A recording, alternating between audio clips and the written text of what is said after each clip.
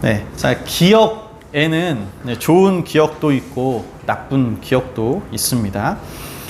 좋은 기억은 다시 떠올리면 물론 기쁨이 있겠죠. 좋은 사람들, 좋은 경험들을 다시 떠올리면서 다시 현재를 살아갈 힘을 얻게 됩니다. 그렇다면 반대로 나쁜 기억은 떠올리기 싫은 그런 기억일 수 있겠죠. 그렇지만 꼭 그런 것들만 있는 것은 아닙니다. 나쁜 기억들 중에서도 이 지나고 나서 보니까 그때 그 경험이 내 인생에 있어서 좋은 교훈을 줬구나, 나를 성장시킨 계기가 됐구나 라고 생각되어지는 그런 기억들이 있습니다. 그러니까 그런 나쁜 기억들을 통해서 다시는 내가 그런 일을 겪지 말아야지, 시행착오를 통해서 다시는 내가 그런 일을 겪지 않기 위해서 노력한다거나 내 삶에 변화를 주는 그런 경우들이 있는 것입니다. 이처럼 여러 가지 기억들은 우리의 삶에 있어서 여러 가지 방면의 영향을 주고 우리의 삶에 작용되어져서 나타나고 있는 것을 볼 수가 있습니다. 이 기억들이 이제 좋은 쪽으로 작용하기도 하고 나쁜 쪽으로 작용하기도 합니다. 그래서 가급적이면 우리의 성장에 도움이 되고 또 현재와 미래에 도움이 되고 떠올리면 힘이 나고 기쁨이 되는 그런 좋은 방향성을 가진 좋은 기억들이 많으면 많을수록 살아가는 데 있어서 더 도움이 될 겁니다. 그래서 우리가 우리의 자녀들에게 많은 경험을 시켜주기 위해서 노력을 하는 것이죠. 자, 오늘 본문은 한 가지 사건이 일어납니다. 그리고 그 한 가지의 사건을 두고 여러 가지 기억들이 소환이 되고 있습니다. 그리고 또 오늘의 이 사건이 또 훗날 미래에 있어서 기억의 소재로 쓰이는 것을 오늘 말씀에서 우리에게 보여주고 있는데요. 오늘 말씀은 이 요단 동편의 세 지파가 이제 가나안 땅의 땅 분배가 마쳐지고 이제 고향으로 돌아가는 길에 생긴 일입니다.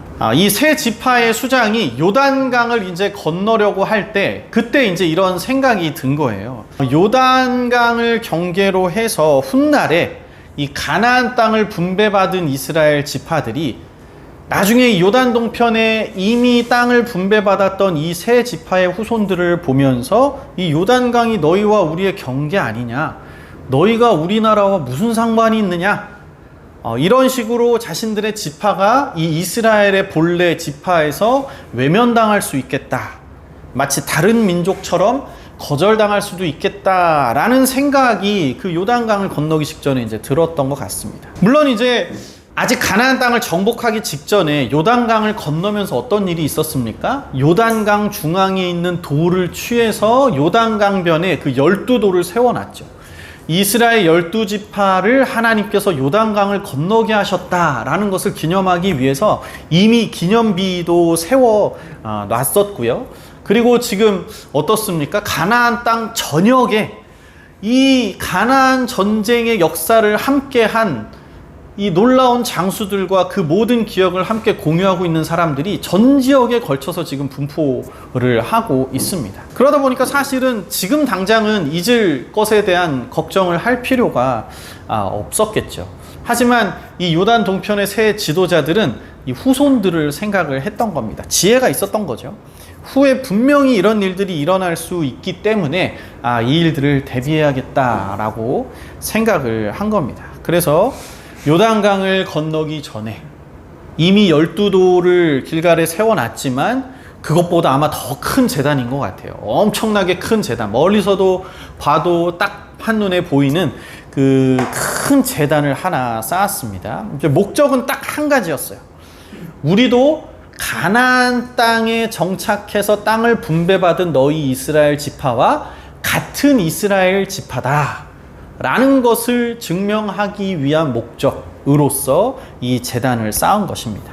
그러니까 성경에는 이제 제단이라고 표현은 되어 있지만 이게 여기에서 여호와께 제물을 드리고 제사를 드리기 위한 제단의 목적이 용도가 아니었다라는 겁니다. 정말로 단지 기억을 위한, 우리는 한 지파다, 동서로 갈라진 다른 나라가 아니라 한 지파다라는 것을 기억하기 위한 도구로서 이 제단을 이제 쌓은 것입니다. 자, 그런데 이제 가나안 땅에 있는 땅을 분배받은 나머지 지파들이 오해를 한 거죠. 이제 가나안 쪽, 이제 요단강 근처에 있는 지파들이 딱 저 제단을 봤더니, 이스라엘 동편 지파들이 제단을 쌓은 거예요. 저거 수상하다. 그래서 오해를 해서 나머지 지파들이 다 천부장과 그리고 그 당시에 제사장인 비느하스가 군사들을 데리고 그들을 당장에 이제 쫓아갔습니다. 그러니까 이제 벌써부터 자신들만의 제단을 쌓았다라고 이제 오해를 해서 쫓아간 거죠. 그래서 혹시라도 가서 자기들의 생각이 맞다면, 혹시라도 우상숭배나 혹시라도 여호와를 위한 제단을 쌓은 것이라면 당장이라도 싸워, 전쟁이라도 할 생각으로 이제 군사를 끌고 간 겁니다.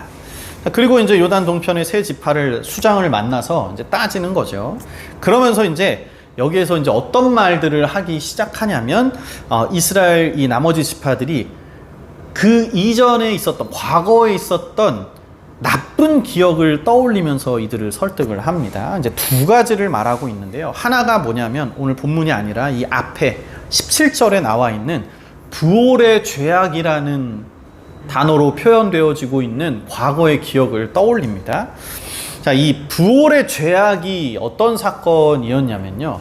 이게 바알불이라는, 그러니까 바알을 섬기는, 바알신의 그 제사, 바알불을 섬기는 그 제사에 이스라엘 백성들이 동참했던 사건인데요. 이때가 이제 언제냐면, 아직 모세가 가나안 땅을 정복하기 전에, 가나안 땅 정복 시작 전에 요단 동편에 암몬 자손도 있고 모압 자손도 있고 그리고 아모리 족속들도 그 위에 있지 않았습니까? 이제 그 모압 자손이 아직 점령되기 전 상황입니다. 모세가 사실은 이스라엘 백성들을 이끌고 모압과 암몬하고는 전쟁을 안 하고 싶어 했죠. 그래서 우리를 통과시켜 달라 이렇게 했는데 모압과 암몬이 그걸 거절합니다. 그래서 결국은 이제 전쟁을 치러서 이제 모압과 암몬이 멸절을 하고 마는데, 아무튼 모압은 이제 그들을 통과시켜주지 않고, 통과시켜주면 자신들도 멸절 당할까봐 이제 통과시켜주지 않은 거예요. 그러면서 이제 모압에서 이제 한 가지 전략으로 들고 나온 게 뭐냐면, 일단 전쟁하기 전에 부올의 아들 발람이라는 그 당대의 요단 동편에서 너무나 유명한 예언자를 찾아갑니다.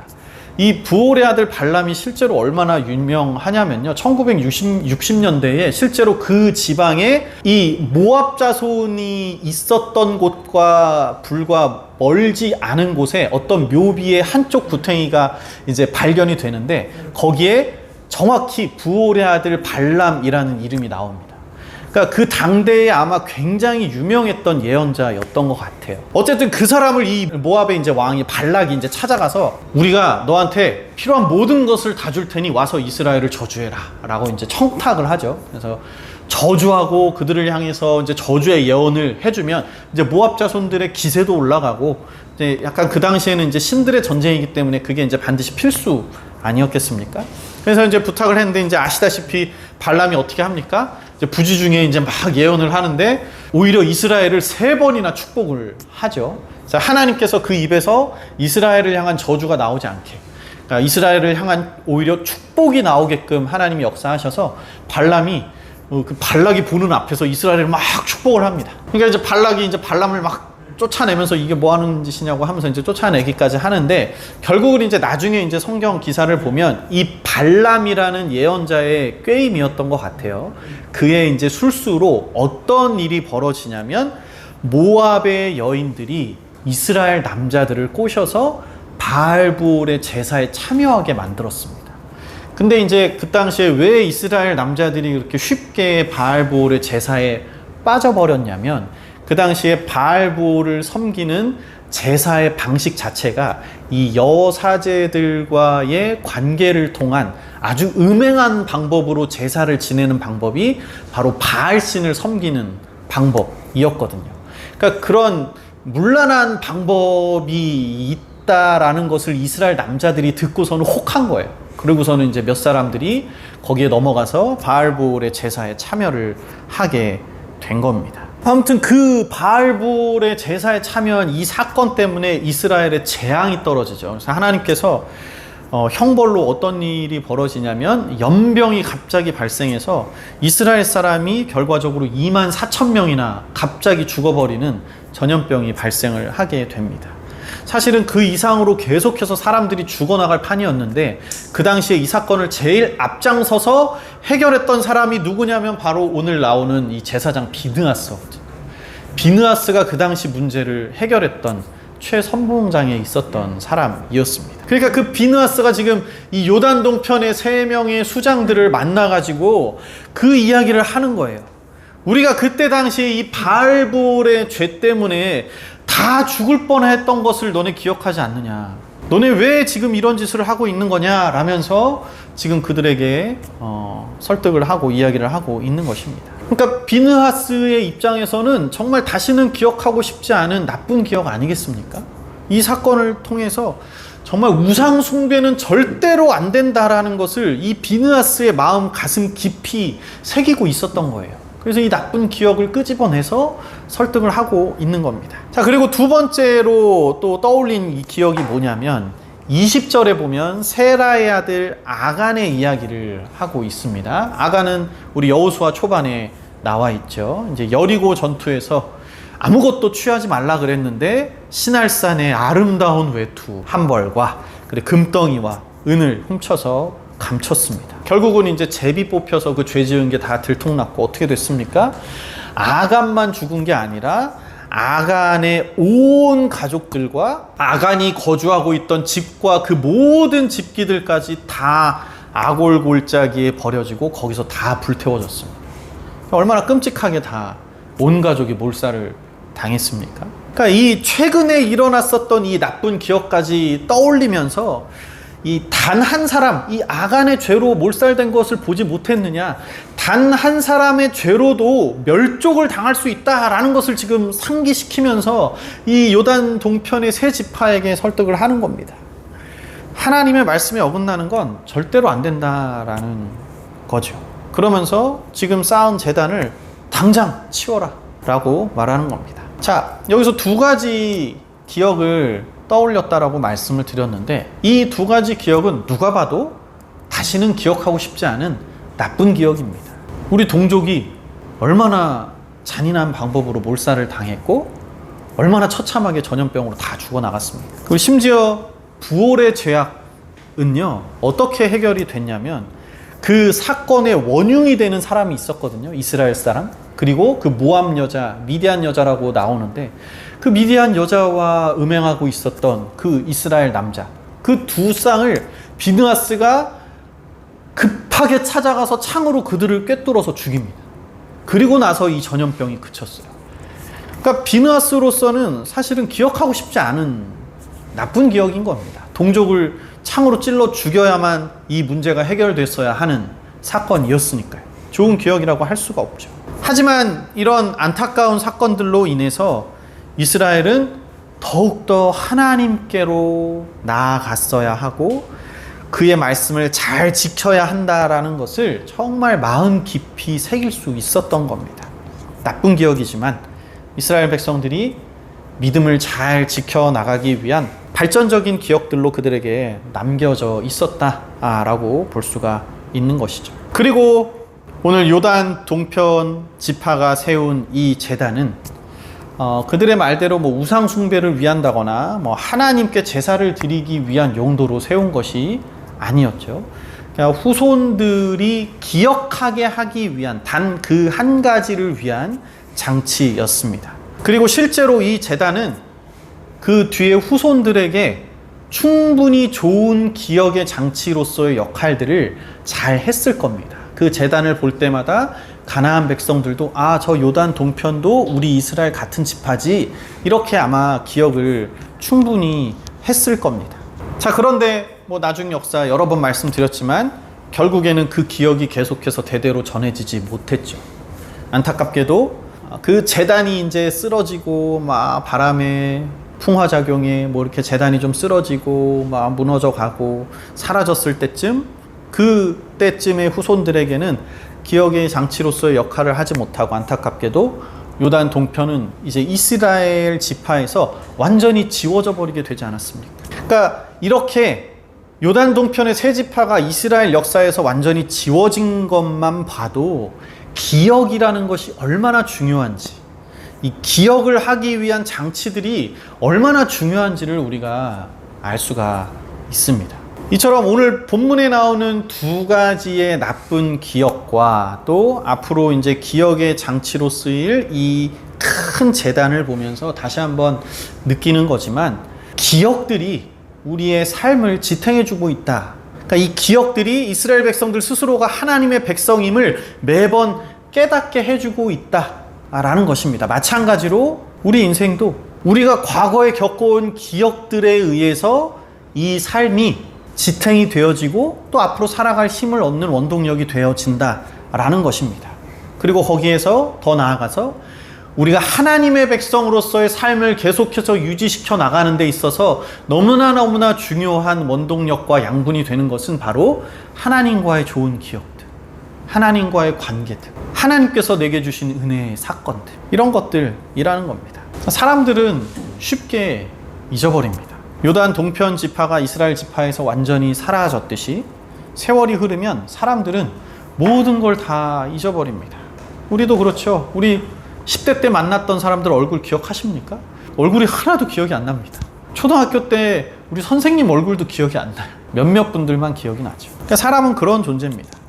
그런데 심지어 한 세대가 넘어가고 두 세대가 지나가면 어떻겠습니까? 아무것도 기억을 못하는 겁니다.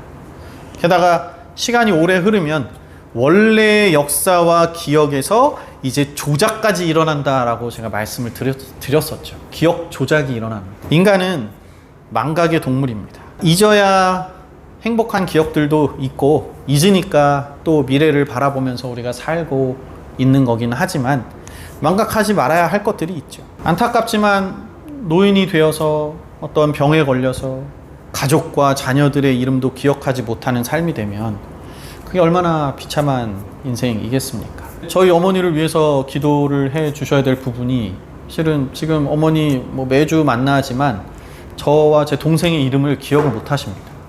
아무도 이름을 기억을 잘 못 하세요. 그나마 경원이 왔어요 이러면 경원이 하면서 이름을 떠올리십니다. 그러니까 어떤 뇌의 문제 때문에 단어들이 기억이 안 나서 말씀을 잘 못 하세요. 단어를 말해주면 그 단어들을 듣고 그제서야 말할 수 있는 단어들을 떠올리십니다.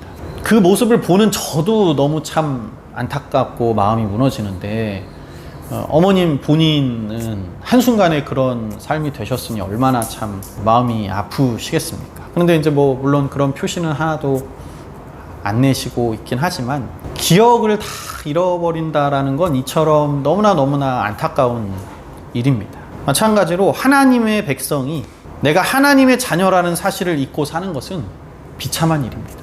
하나님께서 기억을 위한 도구로 우리에게 성경을 주셨습니다. 또 기도의 방법을 주셨습니다. 또 예배라는 귀한 시스템을 태초부터 인간 사회에 심어 주셨습니다. 그리고 이 세 가지의 기초적인 기억 장치들, 성경과 기도와 예배라는 이 기초적인 기억 장치들을 통해서 하나님께서 우리에게 보여주시고 경험시켜 주신 은혜가 얼마나 많습니까? 많은 은혜를 우리에게 부어주셨고, 정말 우리에게 신앙의 좋은 기억들이 참 많이 있습니다. 그런데 그걸 떠올리지 못해서, 그걸 기억하지 않아서 하나님의 자녀됨을 잊고 망각한 채 살아가다가 마치 요단 동편의 지파가 이스라엘 역사에서 완전히 지워지듯이 우리의 이름이 하늘의 생명책에서 지워진다면 그게 얼마나 비참한 인생이겠습니까? 인생은 쳇바퀴 돌아가듯 매일매일의 반복입니다. 그게 얼마나 지겹고 힘들고 고단합니까? 그거를 잠시나마 잊기 위해서 여행도 떠나보지만 다시 우리의 인생 계속해서 쳇바퀴 돌듯이 반복하며 살아갑니다. 얼마 전에 이제 노홍철 씨가 방송하고 있는 유튜브 채널을 봤는데요. 스위스에 여행을 갔더라고요. 그래서 스위스 너무 경치가 좋고 너무 그 자체만으로도 도시 풍경 하나하나가 너무 좋으니까 노홍철 씨가 계속해서 막 감격하면서 막 이야기를 합니다. 근데 이렇게 좋고 막 그냥 꽃 한 송이만 봐도 너무 기쁘고 흘러가는 물만 봐도 좋고 지나가는 사람들만 봐도 너무나 행복한데, 근데 이제 거기서 그런 소식을 들은 거예요. 이렇게 정말 아름다운 자연을 보는 것만으로도 자신은 너무나 행복한데, 거기 소식을 들어보니까 그 베른에 그 빙하수가 흐르는 그 강 위에 놓여진 아름다운 다리가 있습니다. 그 다리 위에서 그렇게 사람들이 자살을 많이 한다고. 그래서 너무 자살을 많이 하니까 그 다리의 양쪽에 사람들이 올라가지 못하게 펜스를 높게 쳐놨다라는 이야기를 농철 씨가 하더라고요. 그러니까 누군가의 눈에는 보는 것만으로도 너무 좋아 보이는 그 삶이 또 누군가에게는 그저 그냥 말씀드린 것과 같은 삶의 쳇바퀴에 불과하다라는 것을 그런 사건들과 이야기들을 통해서 다시 한번 깨닫게 되는 것 같습니다. 그런 쳇바퀴 돌아가는 인생 속에서 그런 인생의 굴레에 갇혀서 구원의 소망을 다 놓쳐버리고 아무것도 기억하지 못하고 하나님의 은혜를 다 잊어버린 채 하나님의 자녀임을 망각한 채 살아가는 그러한 삶이 되지 마시고, 오늘 이스라엘 백성들이 이 요단 동편의 세 지파를 만나면서 기억하기 싫은 기억이지만 그래도 그 나쁜 기억이라도 다시 한번 우리를 하나님 앞에 붙들어 주고 있는 그 나쁜 기억을 떠올리면서 더욱더 하나님께로 나아가듯이, 여러분들도 여러분들에게 주셨던 그 하나님의 은혜와 사랑의 기억들을 다시 한번 더듬어 올라가셔서 그 기억을 끄집어 내실 수 있기를 바랍니다. 그래서 그 기억들을 떠올리면서 다시 한번 주님 앞에 바로 선, 이 인생의 쳇바퀴 속에서 자꾸 구원의 소망을 잃어버리는 삶이 아니라 그 쳇바퀴를 살아가지만 그럼에도 나에게는 구원의 소망이 있다, 하나님의 은혜가 있었다 라는 그 기억으로, 감사함으로 다시 주님 앞에 바로 설 수 있는 여러분들의 삶이 되시기를 간절히 바랍니다. 기도하겠습니다.